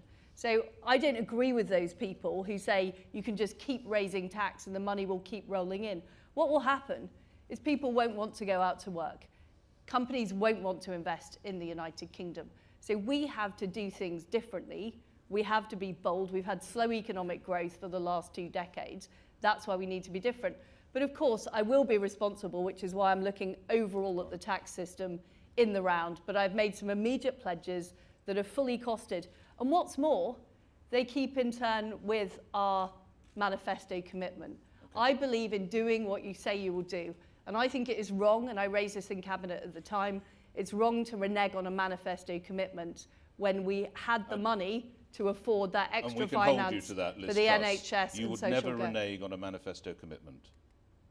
I would only do it, and I'm being completely honest with you, Nick. No, of course. You know, if there was something that we absolutely had to do, for example, for national security reasons or for some massive priority, and there were some things we had to do as a result of the COVID crisis. Right. But in the case of the national insurance commitment, we didn't have to make that change, and we did, and that was wrong. Okay. A handful of yes-no questions and a brief response, a brief reason, if you would. To those people who have complained, Love Island is misogynistic bullying and needs reining in, does it? Well, all I can say is I watched it for 10 minutes with my teenage daughter, and I was completely horrified, and I turned it off. And was your daughter equally horrified? Unfortunately not, and I'm quite worried. I'm quite worried she's gone off to watch it on her own, but she's actually in the audience, so I won't embarrass her anymore. Okay, let's move on. You once told me some months ago that you thought any British football team should boycott the Champions League football final in Moscow. Noting the human rights abuses in Qatar, should England and Wales go to the World Cup later this year? We should go to the World Cup. What we have seen in Russia invading a sovereign country was completely beyond the pale. Now, not every country in the world has exactly the same standards as the United Kingdom. And if we insisted that every country we did business with or we traded with or we attended a football match in had the same standards as the United Kingdom, we wouldn't be doing business with many countries, frankly. So we've got to be practical, we've got to be pragmatic. But what Russia did to Ukraine was beyond the pale. Okay. Last on the yes or no's and brief responses. Again, we all know it's a driver of crime and huge problems in inner cities and elsewhere. I have to ask you, have you ever used illegal drugs? No, I haven't. You become Prime Minister. There's another famous Elizabeth in the country. That would be the Queen.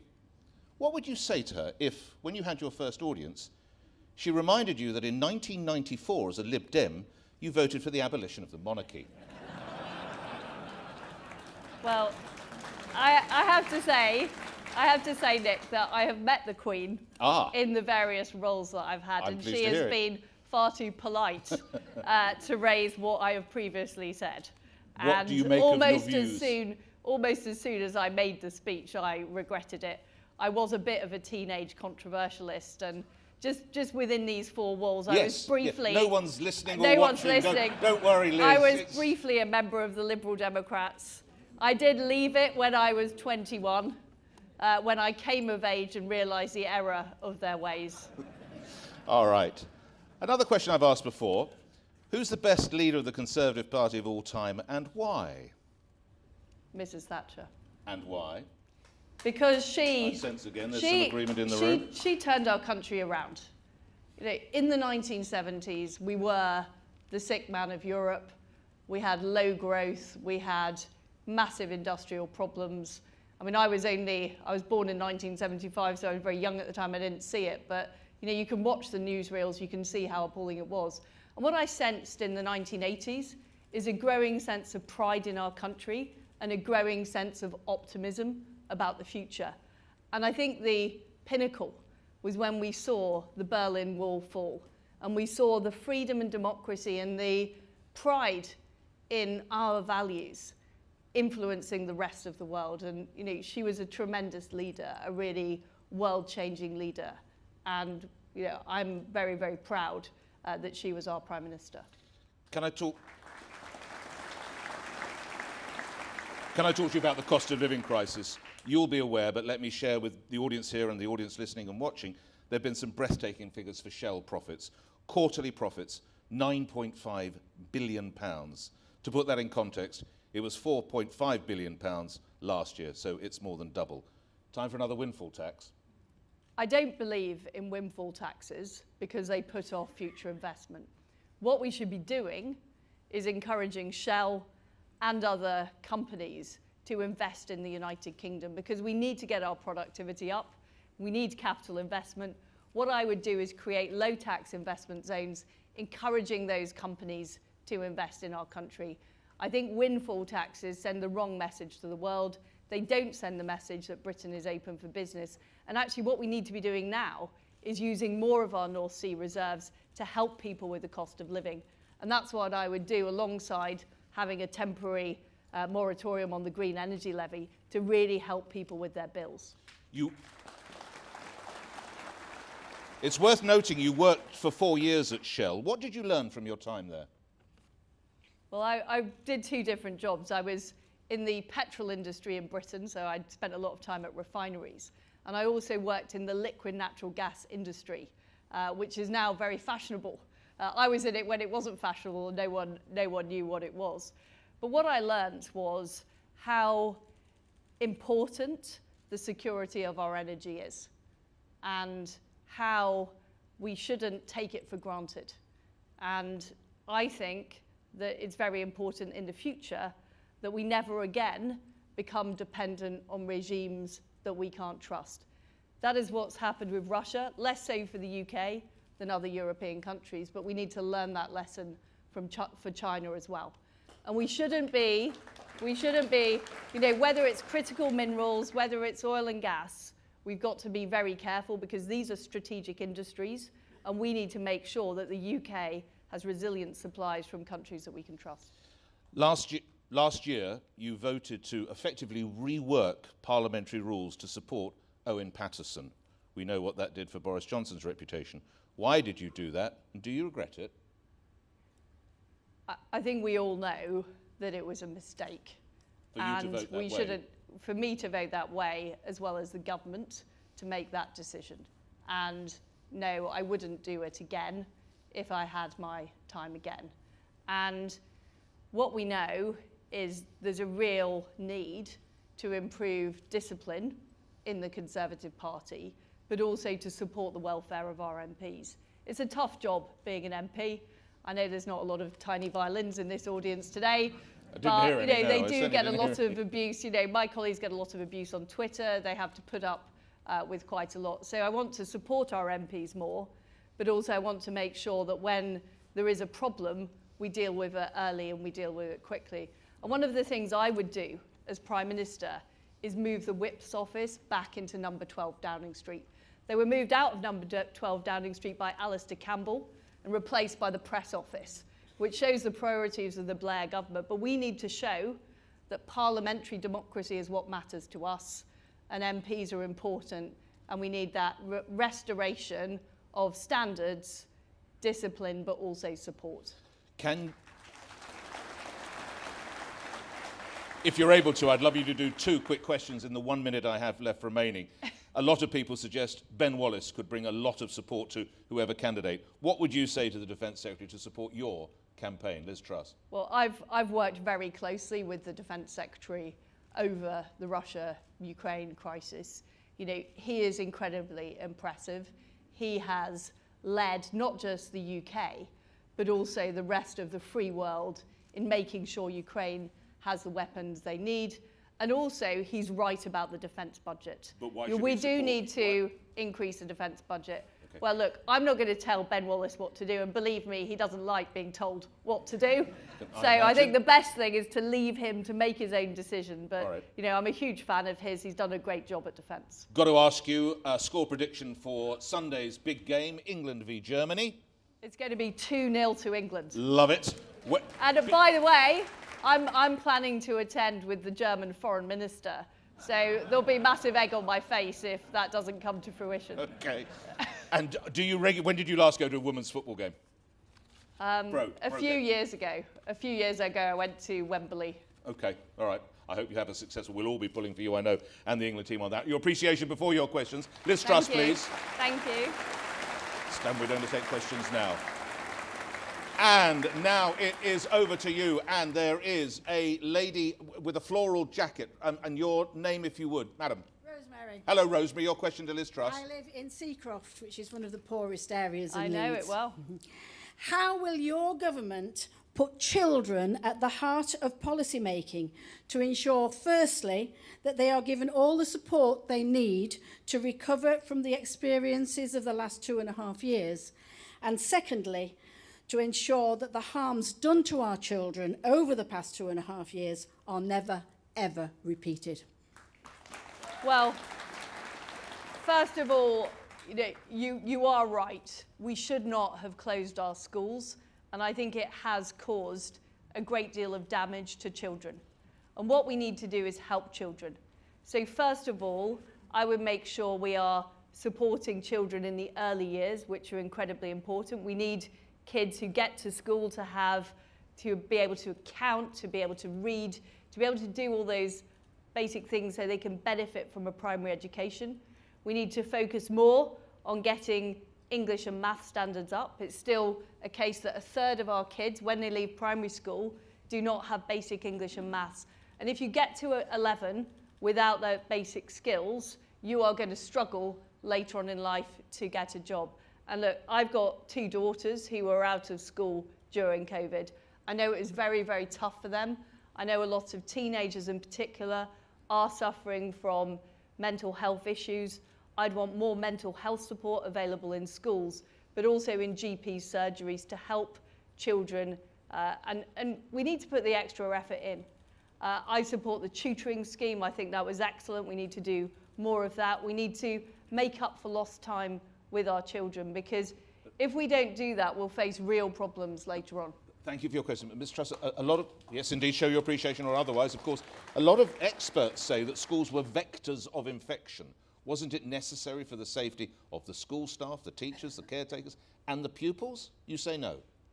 Well, there was a time, I think I remember, during COVID, when we kept the pubs open, but the schools were closed. And much as I love going to the pub, I probably think it is less necessary in a crisis than keeping schools closed. And there was a huge knock-on effect on the economy, on parents, and I think we could have done things differently. But look, hindsight is a wonderful thing, and the Prime Minister did his absolute best. I just wanted to put the scientific question to you. Thank you for that response. Dark suit, sir, your name? Good evening, everyone, and good evening, Liz. My name is Dieter. Hello, Dieter. Hello, Dieter. Two questions, very small. One is the difference between North and South divide and levelling up. We know there have been cuts in HS2 rail links. What would you do if you become a Prime Minister to change the cuts which have been made, and some cities, including my city, has been treated unfairly? Second you're question. In Leeds, I assume, sir, are you? Bradford. You're in Bradford, I'm sorry, yes, okay. Bradford. Can I just take one question? Would you be awfully offended, or did you have is it a long question that you have, It's sir? regarding VAT for small businesses. The VAT threshold, which has remained £85,000 and has been fixed for next 2 years. Would you be able to change that, especially post-Brexit? Post-COVID, the small businesses have been suffering heavily. I'm very grateful for the question. Can we start with levelling up the North, HS2, and the cities that have been left behind? So Ms. Truss? what I would do for Bradford is proceed with the Northern Powerhouse Rail, which I think will make a massive difference. And as a teenager, I used to go to Bradford to visit the ice rink. I'm a keen ice skater, and the connection between Leeds and Bradford is not good enough, and the rest of the north of England. I've also said that West Yorkshire really suffers from not having better commuter transport. It is appalling that, and we've all been stuck in traffic jams today, frankly, and we know it's holding back opportunity and growth. And the other thing I want to do is level up in a conservative way by having low tax zones to attract investment in areas that have been left behind. So we level the playing field, but we level the playing field through enterprise, through business, and more small business is absolutely crucial to that. On VAT, we need to review the overall system of business rates. We need to look at issues like VAT. I do it as an overall part of the tax review, but my reductions on national insurance would help small businesses as well. Okay. Just lastly, sorry, let the applause come there. Yes, on the weekend, your colleague Kit Malthouse described HS2 as a killer whale that could rip the arm off the next Prime Minister due to costs. How nervous are you about HS2? Or has Kit that sounds like a pitch. Has he been on the sherry again? That sounds like a pitch by Kit Malthouse for a job in a new government, doesn't it? That he would be the man who could, and he's a very effective minister, of course, in controlling costs. But I was not sure, frankly, of the case for HS2. But we are where we are. We signed the contracts. We spent the money. And now what we absolutely need to do is make sure we get value for money from it. So he's right. He's right that we need to keep an eagle eye on costs. And just on these transport projects in general, they take far too much time to do. Why do they take so long? And we have got a majority over 70. I want to pass legislation to speed up these projects. We're no longer part of the EU. We should use those freedoms to do things differently and get things done faster. How did the EU hold up HS2? Well, I know, for example, that some of the procurement rules add extra time. There's lots of domestic problems as well. I don't deny that, Nick. But there's no reason why we shouldn't be one of the fastest countries in the world to get projects done. And we certainly aren't at the moment. Okay, thank you. You don't need to get up. I'm getting up so that we can look after this side of the room. Gentleman in a check shirt. Sir, your name if you would. Peter from Tadcaster. Good evening, Liz. I'd like to ask you a question in relation to energy supply. So this winter is going to be very, very challenging for the people of this country. is it time that we re-looked at shale gas extraction? So I support fracking in areas where people want it to happen. And I do think it can be part of the solution, as well as releasing more of the North Sea gas reserves. But more of the North Sea gas reserves will be quicker. We also need to do more nuclear power. And in particular, so we are now producing small modular reactors in Derbyshire. We should be having more of those in the UK, but also exporting them around the world. So it's a business opportunity for us as well. But I agree with you, it's going to be a tough winter, and we need to make sure we're doing all we can to lower bills and increase supply. So you're in favour of shale. How would you determine if local people supported it? Well, Because you'd only proceed if local people. Am I right? Absolutely. And so how would we work out? I also think that one of the ways that we gain local support is for people sharing the benefits of, for example, gas extraction. But would you or poll other people? Would you send around asking them to vote? How would we know? We've got these things called councils who Yes, can assess indeed. local You were in the opinion. planning department, I think, once, yeah. Well, I was on a planning committee of the council, So it would which be is left to not local the authorities. best experience I've had in my life. But local authorities, local MPs, we gauge public opinion that way. Okay, thank you for that. Again, don't need to move. Who we're with? Is it a young lady in a white jacket? Yes, please. I'll get out of your way. Hello, Liz. Thank you for taking my question. It relates some way to schools and to our young people. During lockdown, when the schools were closed, many schools, without consultation with parents, took the opportunity to remove all the girls' toilets and make all of the toilets mixed toilets. Now, we have girls across this whole country who will not go to the toilet during break times. They go back to their lessons, they put their hands up to go to the toilets, and the teacher says you should have gone in break time. Now, I want the government, you brought in a policy recently that said all new government buildings would have separate toilets for men and women. I want you to bring in a policy that guarantees that our daughters can go to a toilet in a safe environment in any school in this country. So, I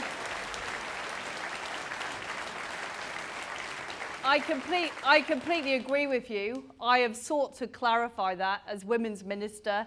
I've been very clear that single-sex spaces should be protected, particularly for young people, as well as vulnerable people vulnerable women in domestic violence shelters, for example.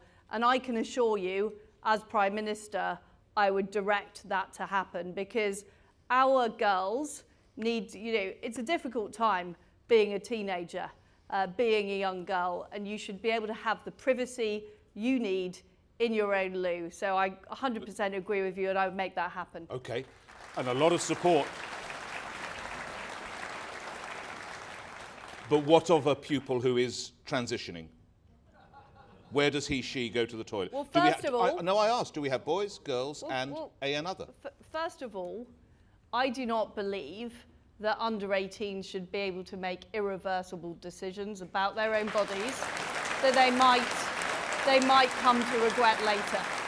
So I think it's very important to note that. And of course, schools should be sensitive. They can provide additional facilities, but it should not be at the expense of protecting young girls. All right, thank you for that. You haven't done enough this... Sorry to spin you round.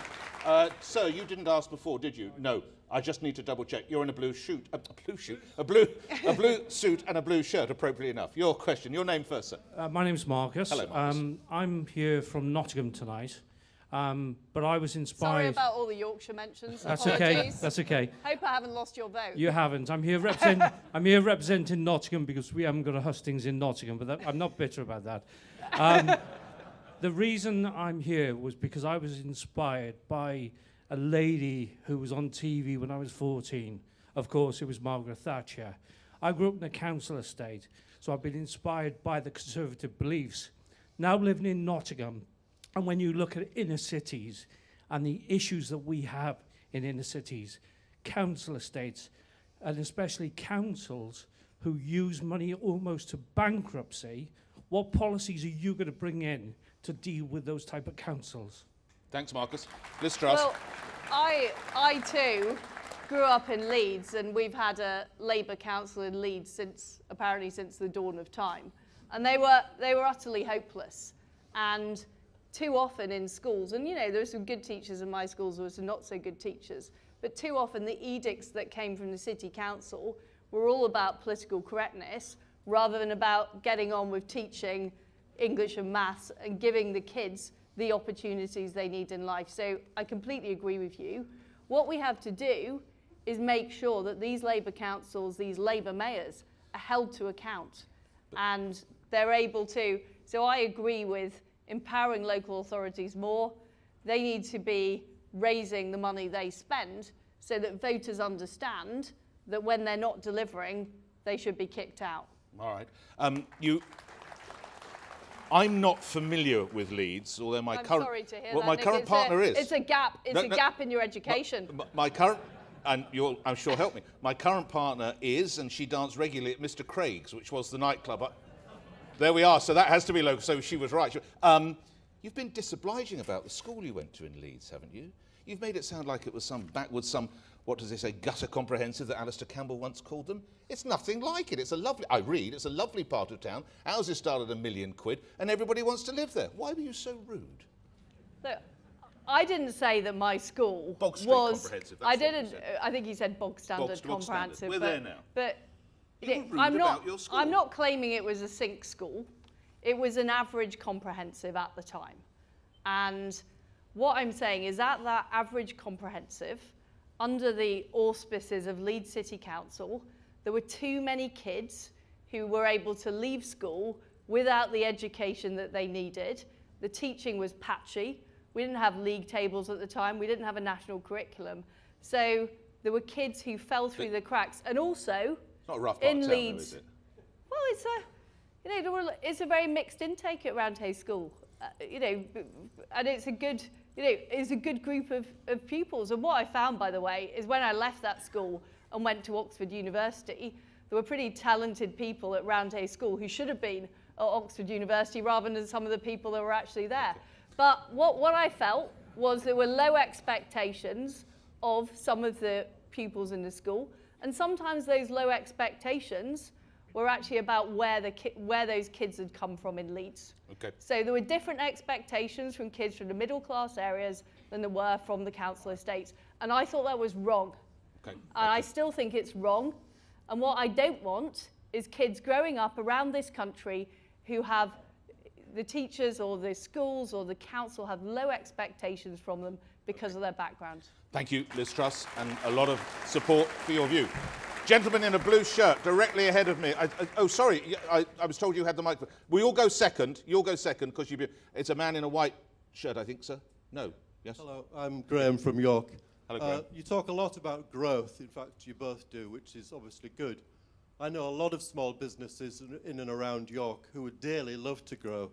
The business is out there, but they simply cannot get the staff. What would you do about that?